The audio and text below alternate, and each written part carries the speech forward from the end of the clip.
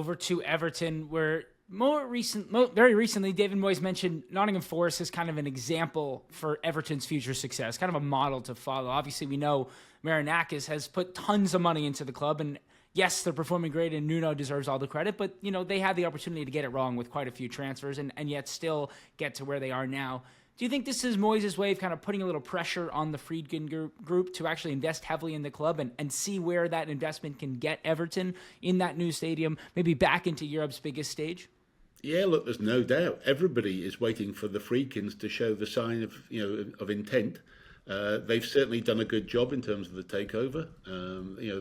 We all know that they've done that. They've restabilised the finances, but there's absolutely the whole thing is always been about buying the time with Moyes to get stability, and then making sure behind the scenes we had all the right team there in terms of whether it would be a sporting director or some format of a sporting director. Getting the recruitment team together, getting all of that right, and then having the resources to go forward and do it. There's going to be two transfer windows, in a sense, from pre PSR dates of June 30th and then after June 30th, when Everton can spend some more money. The interesting thought that occurred to me though this week was, given all the turmoil with the tariff situation with Donald Trump in the States right now, the Friedkins' main business is Toyota, and there's been a lot of tariffs placed on the motor situation. And I just wondered if that was going to affect the Friedkins' income in any way. I've got no information as to whether it will do, but it did cross my mind as to whether that made them a bit more hesitant about reinvesting in Everton. I don't think it's quite the numbers that are going to really impact things, but nevertheless, it just gave me pause for thought. And I just wonder what Dan Friedkin is thinking right now and whether that might impact his thoughts. So anyway, we'll have to watch that space. But I think that Moyes will certainly be looking to say, look, I've done a great job. You can trust me going forward. I personally worked with David and we had great success in terms of the players that he bought. He's known as Dithering Dave. He always took a long time to actually make his mind up. But when he did, it was done on the right basis. And he's a great eye for talent.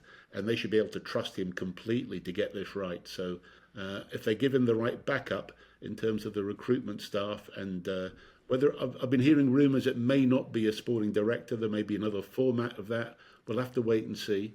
But yes, look, Everton need to now show signs of intent going into that new stadium. They've got to show that the fans that yes, they want to do something, and we're looking at the top 10 and pushing forwards. And shockingly, Everton are still exploring the possibility of actually keeping Dominic Calvert-Lewin past the end of the season, obviously with his contract ending in June. What are your thoughts on that? Are the wages too high for someone who not only is not really scoring that many goals, but it just hasn't been that fit over the past few years? You're right. He's had injury problems. It's definitely been tough for him. On form, he's really performed very well for the club. I happen to be a DCL fan.